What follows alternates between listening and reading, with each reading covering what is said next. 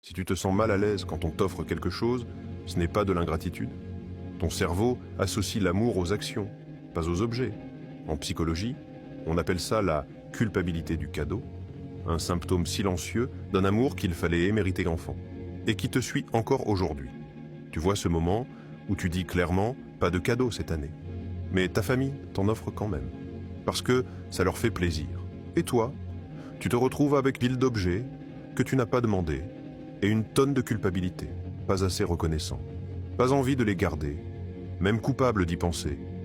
Quand tu essaies de t'expliquer que tu n'aimes pas recevoir, on te dit que tu exagères, que t'es froid ou ingrat, mais ce n'est pas les cadeaux, c'est ce qu'ils représentent.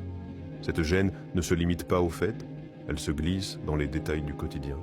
Un ami paie ton café, tu stresses déjà à l'idée de lui rendre. Quelqu'un te fait un compliment, tu l'annules immédiatement, comme si accepter de la gentillesse t'engageait à quelque chose. Tu évites les relations où les cadeaux sont fréquents. Rien que l'idée de recevoir te serre la poitrine. Ce n'est pas de l'égoïsme, c'est de la protection. Tu as appris très tôt que rien n'était gratuit, alors même un geste gentil peut te sembler dangereux. Et à force, ce réflexe isole. Tu repousses les autres avant qu'ils t'en demandent trop. Tu donnes sans compter, juste pour équilibrer. Ou tu restes dans des relations déséquilibrées, où tes limites sont ignorées. Parce qu'au fond, tu crois toujours que l'amour, ça veut dire s'effacer pour faire plaisir. Le plus cruel, ceux qui ressentent ça sont souvent les plus généreux, parce qu'ils savent ce que ça fait, de recevoir un amour conditionnel. Commence ici, reconnais que ton malaise n'est pas irrationnel. C'est un réflexe appris.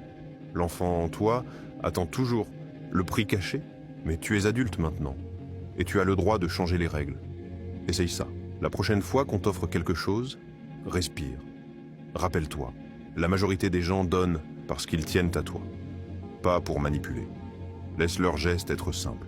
Tu n'as pas à mériter, tu n'as pas à prouver. Tu peux juste dire merci. Et si quelqu'un ignore toujours tes limites, ce n'est pas toi le problème, c'est eux.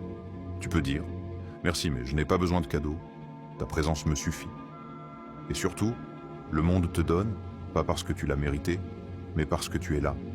Et ça, c'est suffisant.